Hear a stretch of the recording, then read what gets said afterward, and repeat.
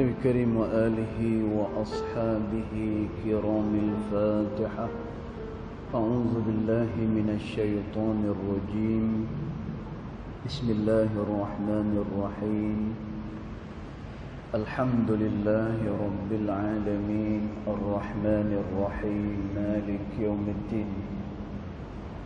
إياك نعبد وإياك نستعين اهدنا الصراط المستقيم صراط الذين أنعمت عليهم غير المغضوب عليهم ولا الضالين آمين. السلام عليكم ورحمة الله وبركاته. الحمد لله والصلاة والسلام على رسول الله سيدنا محمد بن عبد الله وعلى آله وصحبه ومن والاه. أشهد ونشهد أن لا إله إلا الله وأشهد أن محمدا عبده ورسوله.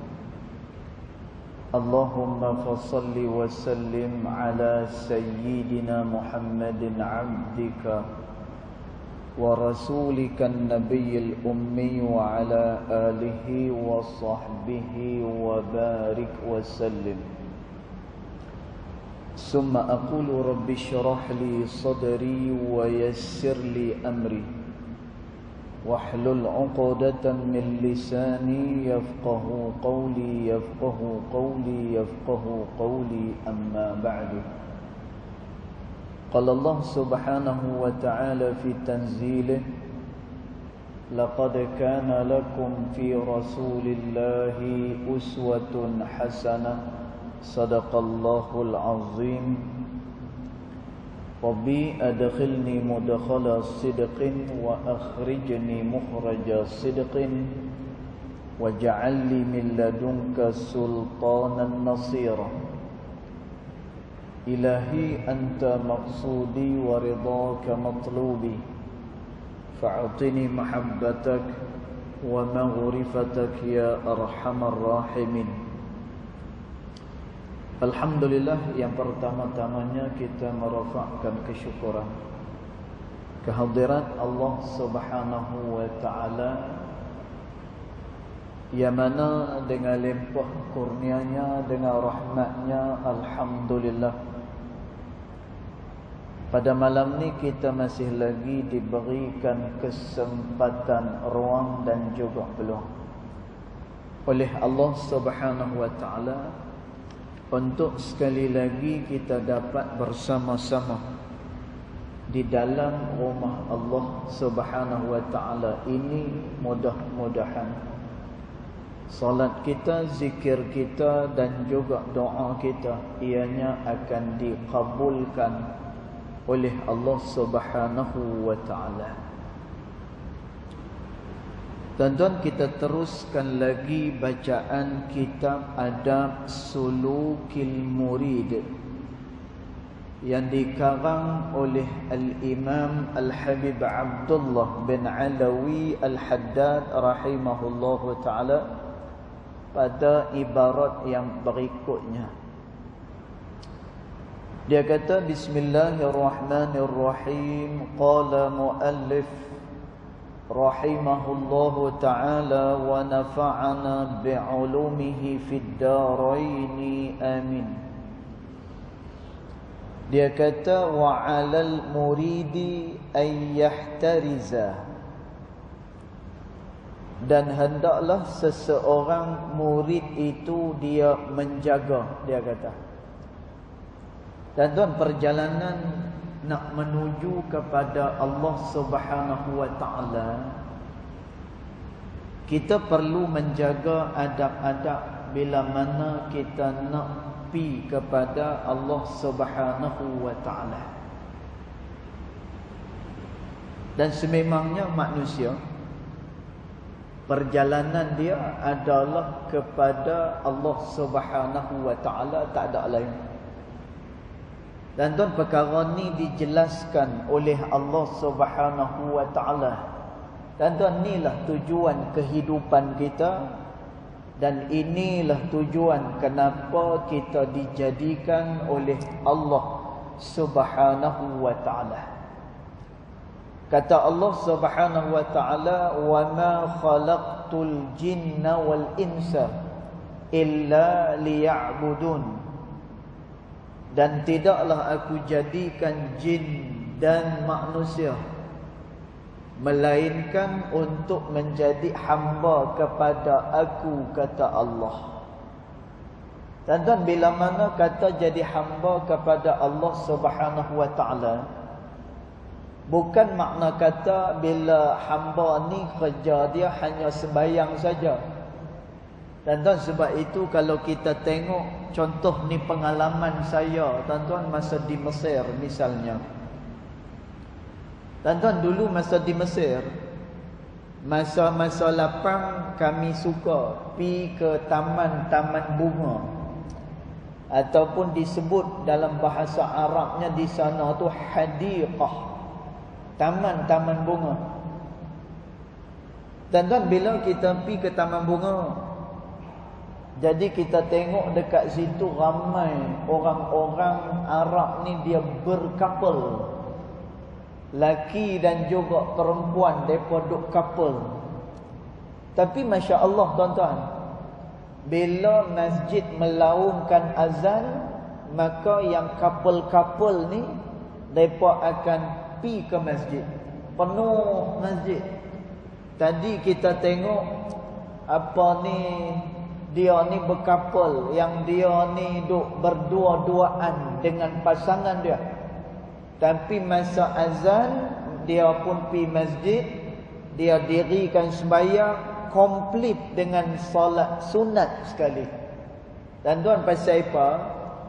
Kerana ada orang yang dia berfikiran, bila kata menjadi hamba kepada Allah Subhanahu wa ta'ala, dia sembahyang. Kemudian bila kata hamba ni, dia kena berzikir kepada Allah.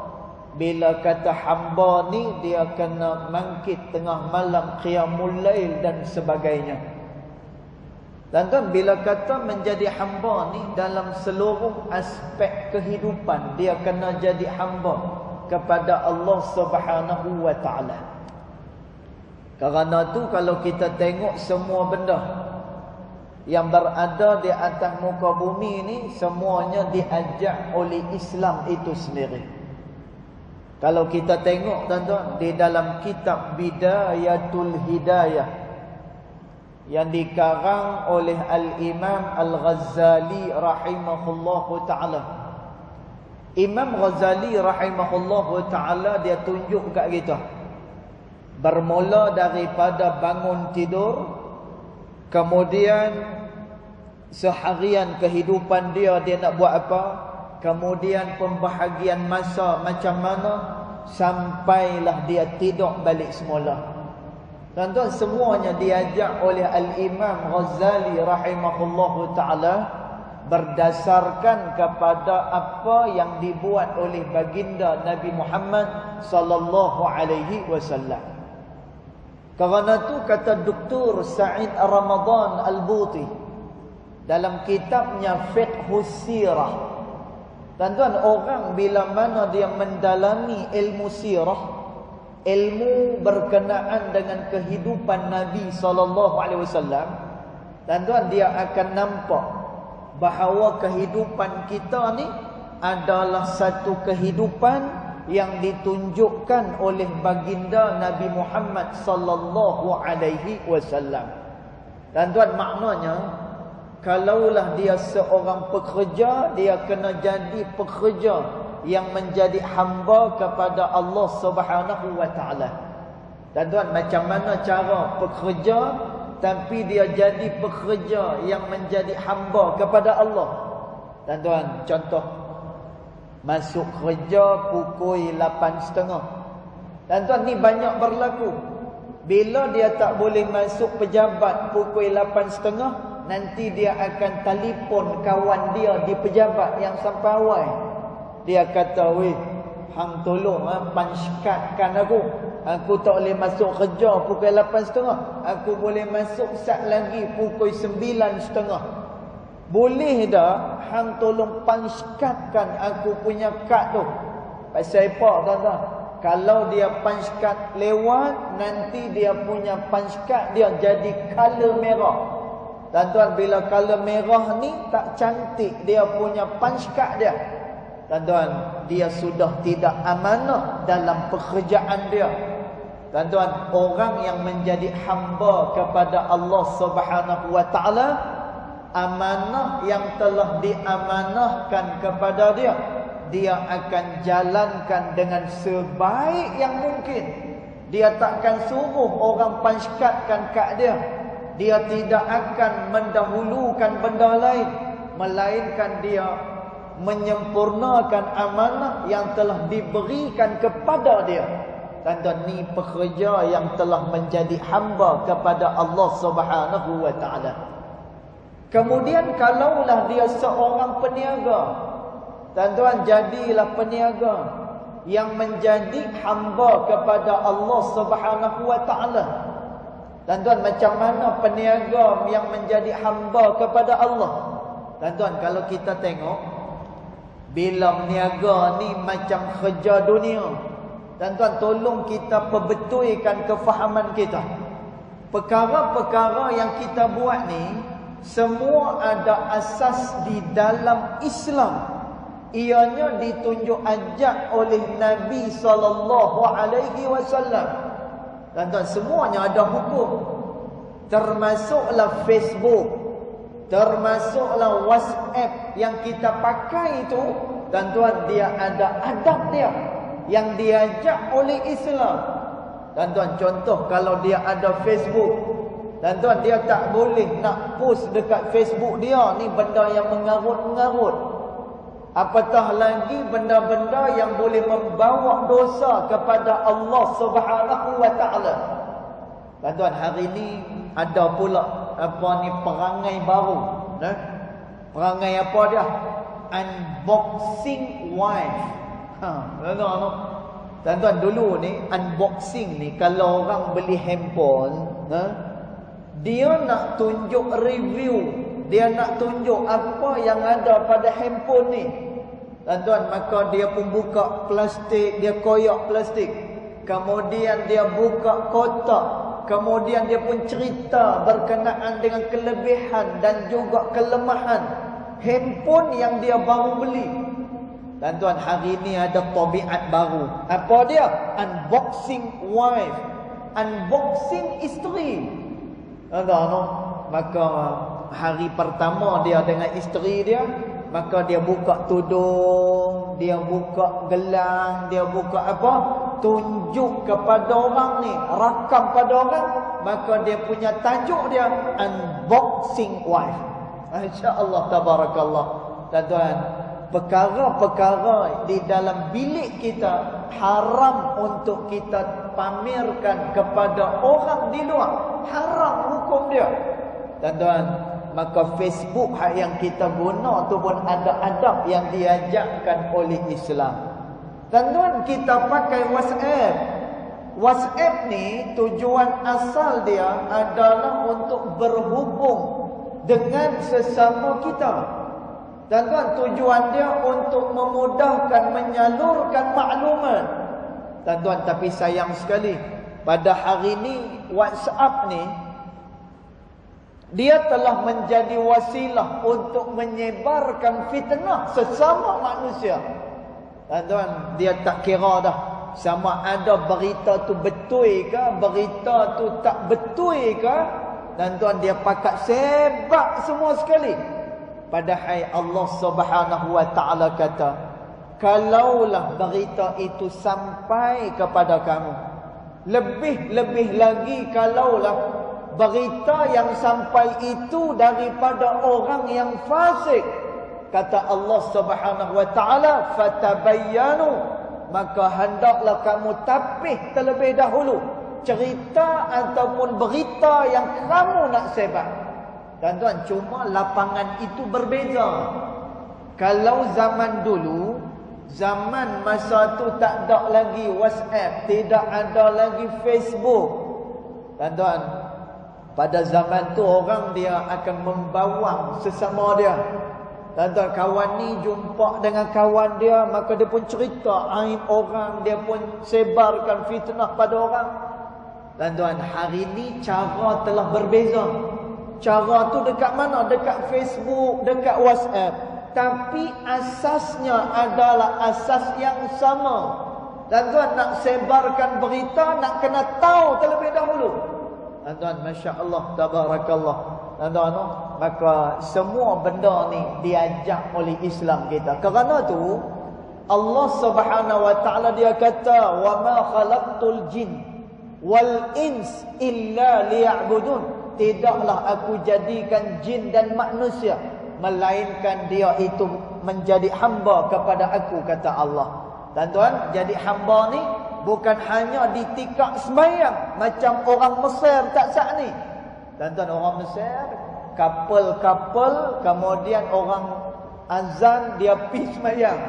Tuan-tuan, lepas sembahyang dia sambung balik semula kapal dengan pasangan dia, pegang tangan, duduk berdua-duaan. Kenapa? Kerana kita faham, bila jadi hamba dia kena sembahyang, dia kena zikir, dia kena qiyamul lail. Hak ni sahaja ruang lingkup agama kita.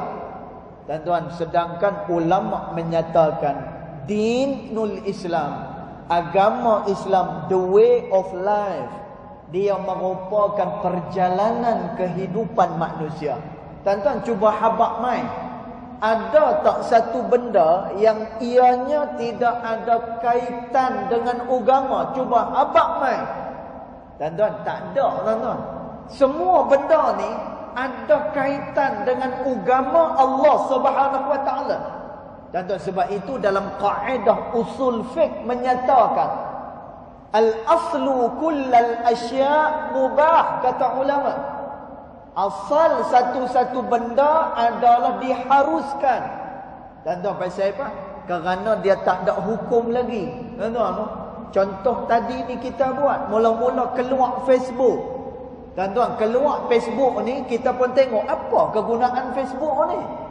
Tuan-tuan, jadi bila kita tengok kegunaan dia untuk sebarkan berita, kemudian kita nak share apa-apa pun senang, baik.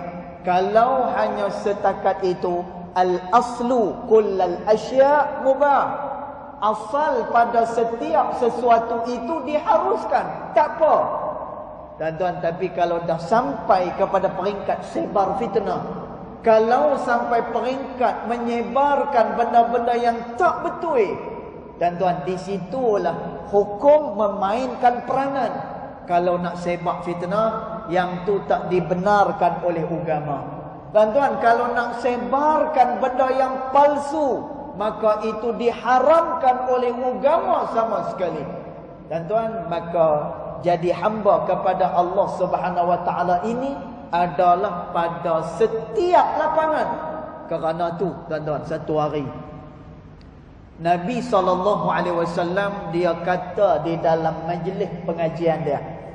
Tuan-tuan, Nabi tengah mengajar macam ni, tiba-tiba Nabi kata, sat lagi kita akan didatangi oleh seseorang pemuda, yang mana pemuda ini adalah penghuni syurga Allah Subhanahu wa taala. Tuan-tuan, maka orang pun rasa excited. Orang pun berasa tak sabar nak tunggu. Siapa dia pemuda yang dimaksudkan oleh Nabi SAW, bahawa dia adalah pemuda penghuni syurga Allah Subhanahu wa taala. Tuan-tuan, tengah-tengah Nabi duduk mengajar, tiba-tiba masuk satu orang. Tuan-tuan, inilah dia orang yang dimaksudkan oleh Rasulullah sallallahu alaihi wasallam. Tuan-tuan, maka orang ni masuk jumpa dengan Nabi, kemudian dia pun sembang lebih kurang dengan Nabi sallallahu alaihi wasallam, kemudian dia pun keluar. Tuan-tuan, masa dia keluar, Abdullah bin Umar radhiyallahu anhuma ataupun lebih dikenali dengan nama Ibnu Umar radhiyallahu anhu wa arda. Tuan-tuan, Ibnu Umar dia mengekori orang ni. Dia ekori orang ni, dia ikut sampailah ke rumah kawan ni. Maka dia kata, oh ni rumah dia. Tak apa, dia pun ketuk pintu rumah kawan ni yang kata ahli syurga ni. Tuan-tuan, dia ketuk pintu, kemudian orang ni keluar. Dia kata, Ibnu Umar kata, tuan, saya nak bermalam di rumah tuan barang semalam doa. Tuan-tuan, pasal apa? Ibnu Umar ni dia nak siasat. Apakah dia amalan yang dilakukan oleh orang ni sehingga kan dia ini dijamin syurga oleh Allah Subhanahu wa taala. Tuan-tuan, kita ni kalau ada lah antara kita, contoh ni contoh paling dekat dengan kita supaya apa kita merasai benda ni. Tuan-tuan, kalau ada lah antara kita ni wal'iyazubillah lah, no. Kalau ada lah antara kita ni yang kena COVID-19 kemudian disahkan pula COVID-19 dengan varian yang baru Omicron. Contohnya tuan-tuan, tapi bila dia disahkan COVID-19 Omicron pula lagi, tuan-tuan, dia pun masuk dalam ward. Kemudian adalah ubat-ubat ataupun cara pengubatan macam mana hak yang dia boleh sembuh. Tuan-tuan, dia pun lepas 3-4 hari dia keluar. Tuan-tuan, dia keluar, dia pun cerita dekat orang. Hang tahu tak? Kelemahan COVID ni macam ni. Lah ni ada varian baru. Memang rasa dia lain. Tapi kalau hang guna bahan-bahan yang aku guna ni, kamu akan sembuh daripada varian yang baru ni. Tuan-tuan, kalau dia cerita macam tu, kita lah orang pertama yang pergi cari bahan apa yang orang ni guna. Tuan-tuan, no? Kalau COVID-19 ni macam-macam, tuan-tuan, no? Cengkeh, lagi apa lagi? Halia. Ada yang tu pula halia, dia pergi potong, dia pergi kerat, buat halus-halus macam tu. Tuan-tuan, dia buh kat dalam poket dia. Pasal apa? Sambil-sambil duk jalan, nanti ada masa kosong, idu halia tu. Ada orang macam tu, ada orang petua macam tu. Tuan-tuan, ada orang yang dia petua pula bunga cengkeh, bawa pergi mana-mana hisap bunga cengkeh ni. Tuan-tuan, Allahu'alam lah, nah. Tapi amalan bunga cengkeh ni, apa ni, memang kami dulu masa di pondok, kami amalkan benda tu. Kerana apa? Memang terbukti lah. Kami banyak menghafal, belajar ni nak kena guna otak banyak. Dan untuk hisap tu nampaknya mujarab. Masya Allah, mujarab. Dan mudah menghafal, kemudian tubuh pun berasa tak penat. Baik. Tuan-tuan, kalau kita tahulah apa dia ubat yang orang tu guna, tuan-tuan, bahan tu akan jadi tak cukup. Pasal apa? Orang semua pakat cari. Orang semua pakat nak buat stok. Mana nak tahu kok kena 1-2 hari ni jadi stok dah ada dah. Tuan-tuan, Ibnu Umar adalah orang yang sangat-sangat dia berhajat dan juga satu orang yang tinggi himmah dia untuk memasuki syurga Allah Subhanahu wa taala. Tuan-tuan, sehinggalah dia berasa tak puas hati. Apa agaknya amalan yang dilakukan oleh orang ni? Tuan-tuan, Ibnu Umar kata pada orang ni, boleh tak saya nak bermalam di rumah tuan semalam doa? Tuan-tuan, maka Ibnu Umar pun duduklah di rumah orang tersebut. Tuan-tuan, duduk kat rumah orang tu, tengok-tengok orang tu pergi kerja macam biasa. Tuan-tuan, kemudian Ibnu Umar tengok dia sembahyang macam biasa. Kemudian ibadatnya macam biasa. Zikirnya juga macam biasa. Tuan-tuan, tak ada apa pun lebih daripada orang ni. Masya Allah, tabarakallah. Tuan-tuan, tapi kata Nabi SAW, dia ni ahli syurga Allah Subhanahu wa ta'ala. Tuan-tuan, maka tak ada apa amalan yang lebih. Maka Ibnu Umar pun berkata dengan perkataan yang benar pada orang ni. Dia kata, apa tuan, saya ni mai ke sini ni kerana Nabi SAW kata, tuan ni salah seorang daripada ahli syurga Allah Subhanahu wa taala. Jadi nak tengoklah apa amalan yang tuan lakukan sehingga Allah memasukkan tuan ke dalam syurganya. Tuan-tuan, orang ni pun dia pun gelak, dia kata apa? Dia kata, tak ada apa yang lebih daripada saya, melainkan dia kata, hati saya tak pernah dengki dekat orang. Saya senantiasa bersyukur dengan pemberian Allah dan saya hanya taat kepada Allah Subhanahu wa taala. Hanya itu yang saya lakukan dan tidak lebih daripada itu. Tuan-tuan, benar, no? Kalau kita tengok pada zaman Nabi SAW, bukan semua sahabat-sahabat Nabi ni terdiri daripada fuqaha, bukan dia. Tuan-tuan, yang fuqaha ni hanya ada beberapa orang sahaja. Kita boleh kata fuqaha ni macam daripada kalangan kita ni para ustaz, para alim ulama. Tuan-tuan, daripada kalangan sahabat pun macam tu juga. Hanya ada beberapa orang sahaja fuqaha, iaitu orang yang mendalami agama Allah Subhanahu wa taala. Tuan-tuan, yang lain tu dia bekerja macam biasa. Tuan-tuan, sebab itu Nabi SAW ni disebutkan oleh ulama. Tuan-tuan, generasi yang dikeluarkan oleh Nabi SAW bukan hanya setakat fuqaha, bukan hanya setakat golongan ulama. Tuan-tuan, Nabi juga didik umat untuk menjadi golongan yang profesional. Tuan-tuan, Nabi SAW juga didik para sahabat supaya jadi orang ekonomi yang besar. Tuan-tuan, antaranya yang biasa kita duk dengar cerita. Tuan-tuan, menarik cerita ni. Nah, kalau nak cerita kaya, ada beberapa orang sahabat Nabi yang mana mereka tu memang kaya sungguh. Tuan-tuan, tapi cerita ni menarik. Kenapa perlu kaya? Menarik cerita ni. Tuan-tuan, Nabi ni dia buat para sahabat ni ada profesional, ada educated, ada fuqaha, ada orang yang pakar ekonomi. Tuan-tuan, kita ni musuh Islam, dia dah brainwash, dia dah cuci otak kita ni. Tuan-tuan, tuan-tuan, sebab itu alhamdulillah kami yang belajar di Al-Azhar ni, terutama dalam kuliah Usuluddin dan Dakwah, tuan-tuan, kami belajar berkenaan dengan muqaranatul adyan, perbandingan agama. Dan kami belajar juga tayyarat al-fikriyah, aliran-aliran pemikiran. Tuan-tuan, kita ni dicuci habis dah otak kita. Tuan-tuan, bila kata perkara akhirat, hak ni perkara akhirat ni. Tuan-tuan, bila kata perkara akhirat, tak lebih pada sembahyang.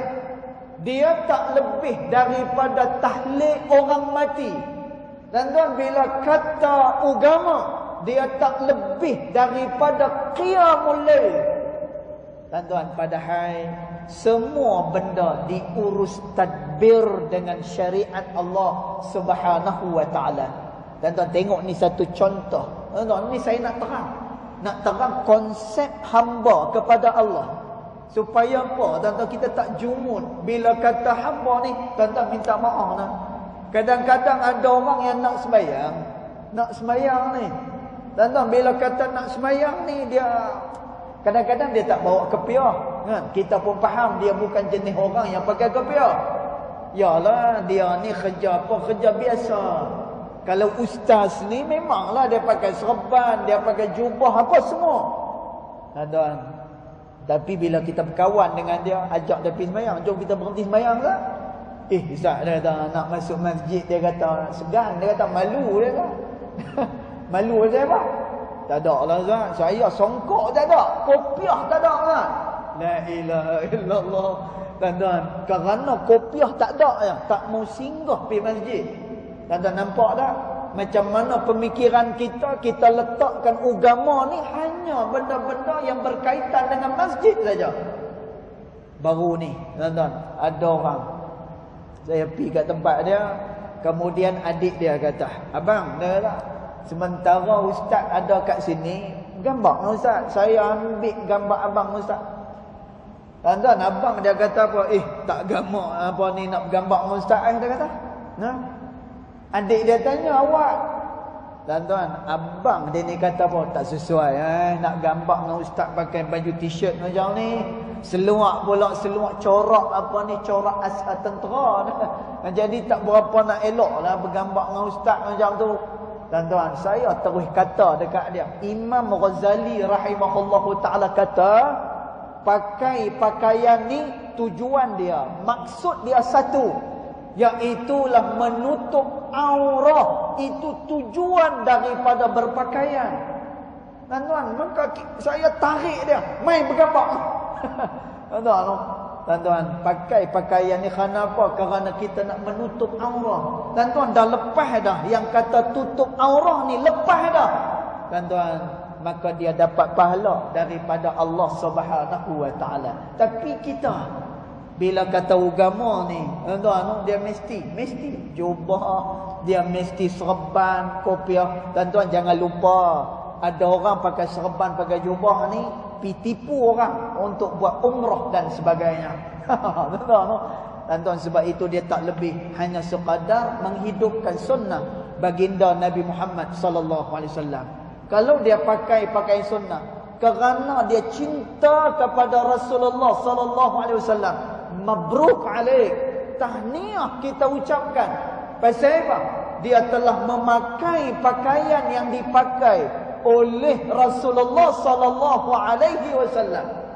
Bahkan kata Nabi sallallahu alaihi wasallam, la talbas libasus syuhrah, kamu jangan pakai yang berlain daripada orang, kata Nabi sallallahu alaihi wasallam. Pakai ni Nabi kata, jangan pakai berlain daripada orang.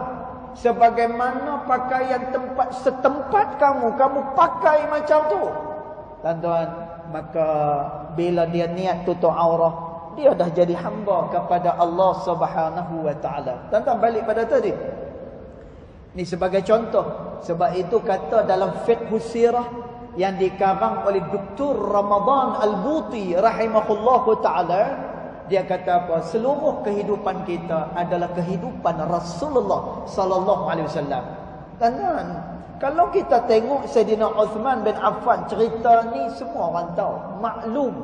Cerita ni adalah cerita yang biasa kita duk dengar. Tuan-tuan, dulu di kota Madinah ada telaga rumah namanya. Bi'ru Rumah yang berada di Madinah.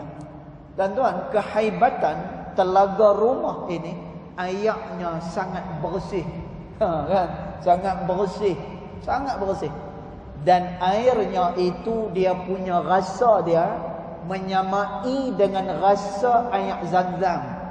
Tuan-tuan, ini menyebabkan orang yang berhijrah daripada Mekah ke Madinah, mereka dah tak duduk Mekah dah, pasal mereka terancam di Mekah. Maka mereka pun duduk di kota Madinah. Tuan-tuan, bila duduk di kota Madinah ni, tiba-tiba bila rasa air Bi'ru Rumah ni, air dia bersih, kemudian dia punya rasa dia seakan-akan dengan air Zam-Zam. Tuan-tuan, maka mereka ndak air tu. Tapi sayang tuan-tuan, telaga itu dimiliki oleh seorang Yahudi. Tuan-tuan, dimiliki oleh seorang Yahudi. Bila nak ambil sebotol macam ni, kena bayar beberapa harga. Orang Islam ni kena pi bayar nak ambil air telaga tu. Nak ambil sebelanga, kuih mahal lagi. Tuan-tuan, sayang duit. Tuan-tuan, sayang duit.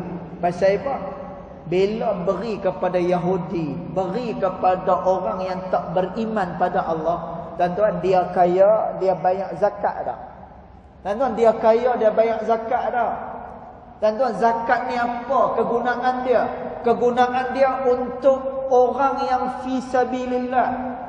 Zakat ini adalah untuk membantu golongan fakir dan juga miskin. Tuan-tuan, sebab itu dalam fiqh kalau kita pi kedai makan, tuan-tuan, ni fiqh terkini. Tuan-tuan, kalau kita pi kedai makan, satu kedai makan ni tengok tukang masak tak pakai tudung. Tuan-tuan, maknanya apa? Dia fasik, dia buat dosa dengan Allah. Tuan-tuan, dia tak pakai tudung. Kemudian kedai satu lagi pula kafir. Tuan-tuan, antara dua kedai ni, mana yang kita nak pi? Yang dia ni Islam tak pakai tudung, yang satu lagi ni kafir. Tuan-tuan, kata ulama, hendaklah kamu pilih tukang masak yang tak pakai tudung ni. Kerana apa? Dia masih lagi ada kebaikan pada dia. Apa dia? Iman dan juga Islam yang ada pada dia. Makanan yang dia masak jauh lebih afdal daripada orang kafir yang mensyirikkan Allah Subhanahu wa taala. Tuan-tuan, maka Nabi SAW bimbang dengan benda ni. Kata Nabi SAW, aku bimbang, kata Nabi, kalau semua duit ekonomi tersalur kepada orang Yahudi ni. Tuan-tuan, perasan tak benda ni? Perasan tak? Lagu kita. Mana lagu kita? Kan? Apapun dengan sistem kapitalis, apapun kena juga dengan riba. Tuan-tuan tahu tak riba? Allah, Nabi SAW kata apa tentang riba? Tuan-tuan, kata Nabi SAW, siapa yang bermuamalah dengan riba ini, maka Allah Subhanahu wa taala isytiharkan perang dekat atas dia. Tuan-tuan, kita sembahyang tiap-tiap hari, tapi tak perasan ada benda-benda yang terpalit juga dosa kita dengan Allah Subhanahu wa taala. Tapi tuan-tuan, kita ada jalan bagaimana nak bersih semua ni. Bak kata Al-Imam Al-Ghazali rahimahullahu taala di dalam kitabnya Ihya Ulumuddin, kata Imam Ghazali, manusia dia kena ada dua sifat ni. Tuan-tuan, kena ada dua perasaan ni. Tuan-tuan, apa dua perasaan ni? Takut dengan Allah. Tu yang pertama. Dia kena takut dengan Allah Subhanahu wa taala. Tuan-tuan, takut sat lagi aku buat dosa ni jam. Ya tak? Sat lagi aku buat macam ni, ai turun bala ni. Tuan-tuan, takut dengan Allah Subhanahu wa taala. Tuan-tuan, kadang-kadang kita juga terpalit dengan dosa. Tuan-tuan, masa tu kita kena harap dengan Allah. Tuan-tuan, harap macam mana? Harap sebagaimana dalam doa kita. Rabbana atmim lana taqsirana, ya Allah. Ya Allah, sempurnakan mana-mana yang kurang daripada kami, ya Allah. Tuan-tuan, kita banyak kurang, kita banyak kelemahan, kita ada banyak lagi tanggungjawab amanah dengan Allah yang kita tak buat.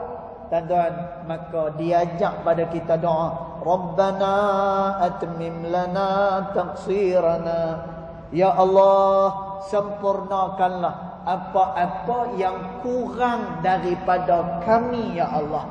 Tuan-tuan, maka bila mana Nabi risau macam tu, maka kata Nabi SAW, siapa-siapa yang boleh tebus telaga rumah ini, dia boleh beli telaga rumah ini, maka aku janji, kata Nabi, akan dibina mahligai di dalam syurga Allah Subhanahu wa taala. Tuan-tuan, akhirnya siapa yang duk beli ni? Siapa yang melepaskan ekonomi orang Islam daripada belenggu Yahudi ini? Sayyiduna Uthman bin Affan, yang terkenal sebagai seorang sahabat yang banyak harta dia. Tuan-tuan, yang lalai dengan harta ni kerana lupa nak syukur dengan Allah. Tapi kalau berharta untuk guna akhirat, Nabi SAW kata, ni'mal mal fi yadis salihin, kata Rasulullah. Sesungguhnya nikmat yang begitu besar bila mana harta itu dipegang oleh orang-orang yang saleh kepada Allah Subhanahu wa taala. Tuan-tuan tengok nah. Ibrahim bin Adham. Satu hari tuan-tuan. Ibrahim bin Adham dia balik ke rumah dia. Tuan-tuan ni kata Nabi. Tuan-tuan saya nak terang kat tuan-tuan konsep hamba. Jangan pandang hamba ni pada sudut masjid saja. Seluruh kehidupan kita adalah menjurus kepada kehambaan pada Allah. Maknanya apa? Meniaga, ada hukum hakam dia. Tuan-tuan, kita nak didik anak, ada adab dia. Dengan orang tua ada adab dia. Bercakap ada adab dan hukum hakam dia. Tuan-tuan, bila dia penuhi adab dan hukum hakam ni, dia telah menjadi hamba kepada Allah Subhanahu wa taala. Tuan-tuan, Ibrahim bin Adham dia balik ke rumah dia. Balik-balik rumah dia, tengok-tengok ada orang panjat dekat tingkap rumah dia, kawat. Ada pencuri masuk. Tuan-tuan, pencuri ni dia tak sedar Ibrahim bin Adham ada kat belakang, dia duk keluarkan barang daripada rumah kawan ni. Tuan-tuan, dia bawa keluar barang. Ibrahim bin Adham pun datang daripada arah belakang dia. Ibrahim bin Adham kata apa? Tak apa, aku tolong, dia kata. Tengah-tengah duk bawa keluar televisyen, tengah-tengah duk bawa keluar katil. Tuan-tuan, tiba-tiba tuan rumah kata apa? Tak apa, aku tolong. Tuan-tuan, terperanjat kawak ni, terperanjat pencuri ni, siapa pula ni? Tapi pencuri ni dia sangka baik. Dia sangka baik macam mana? Dia sangka baik ni mungkin daripada persatuan penyamun juga, tapi mungkin aliran yang lain. Macam tu. Tuan-tuan, maka Ibrahim bin Adham tolong kawan ni, pencuri ni, bawa keluar barang apa semua sekali. Tuan-tuan, maka dah habis barang semua sekali. Pencuri ni tanya, terima kasih lah. Terima kasih banyak-banyak. Tapi nak tanya, kamu ni siapa dia? Baik sungguh kamu ni. Tuan-tuan, maka kata Ibrahim bin Adham, saya lah tuan rumah ni. Saya lah tuan rumah ni. Tuan-tuan, cabut lari orang ni. Lari dia. Baru dia tahu yang tolong dia ni adalah siapa? Sahibul bait. Dia ada tuan rumah. Tuan-tuan, cabut lari dia. Tuan-tuan, dia pun balik ke rumah dengan perasaan takut dan sebagainya. Tuan-tuan, dia pun terfikir, pasal apa yang dia ni nak tolong juga ni? Tuan-tuan, dia pun berpatah balik ke rumah Ibrahim bin Adham. Lalu dia minta maaf kepada Ibrahim bin Adham. Tuan-tuan, ni yang paling mahal sekali. Ni yang paling mahal. Apa dia? Pencuri ni menjadi murid kepada Ibrahim bin Adham, bahkan menjadi seorang ulama sufi yang besar. Berkat daripada apa? Perbuatan ataupun toleransinya Ibrahim bin Adham rahimahullahu ta'ala. Tuan-tuan, maka demikian ruang lingkup sebagai hamba kepada Allah Subhanahu wa ta'ala. Dia bukan hanya terhad kepada perkara-perkara spiritual semata-mata, tetapi dia melibatkan juga kepada perkara keduniaan kita. Tuan-tuan, bila mana kita memenuhi hukumnya, kita memenuhi akan adabnya, tuan-tuan, dia telah menjadi hamba kepada Allah Subhanahu wa ta'ala. Jadi kata Al-Imam Al-Haddad rahimahullahu ta'ala, wa 'alal muridi ay yahtariza, dan hendaklah seseorang yang berjalan pada jalan Allah itu, yahtariza, dia menjaga diri dia, min asghariz dzunub, daripada melakukan dosa, sekalipun dosa yang sangat kecil pada sisi Allah Subhanahu wa ta'ala. Dan tuan, nanti kita akan tengok nanti, pasal apa Imam Al-Haddad diajak pada kita nak jadi hamba pada Allah ni. Kenapa? Dosa kecil pun kalau boleh kita kena tolak, tuan-tuan. Ada sebab dia. Kerana dosa inilah yang menyebabkan manusia itu terseleweng daripada jalan Allah Subhanahu wa taala. InsyaAllah nanti kita akan sambung pada ibarat yang berikutnya insya-Allah. Allahu alam. Yang baik datang daripada Allah Subhanahu wa taala, yang tidak baik datang daripada kejahilan dari saya sendiri. Walaupun hakikat kedua-duanya datang daripada Allah Subhanahu wa taala. Bismillahirrahmanirrahim. Alhamdulillahirabbil alamin. Wassalatu wassalamu ala asyrafil anbiya'i wal mursalin wa ala alihi wa sahbihi ajma'in. Allahumma ighfir lana ma akhtana wa ma ta'ammudna wa ma asrarna wa ma a'lanna wa ma anta a'lamu bihi minna, antal muqaddim wa antal muakhir, la ilaha illa anta subhanaka inna kunna minadh dhalimin. Wa sallallahu ala sayyidina Muhammad wa ala alihi wa sahbihi wa baraka wa sallam. Walhamdulillahi rabbil alamin. Wallahu a'lam.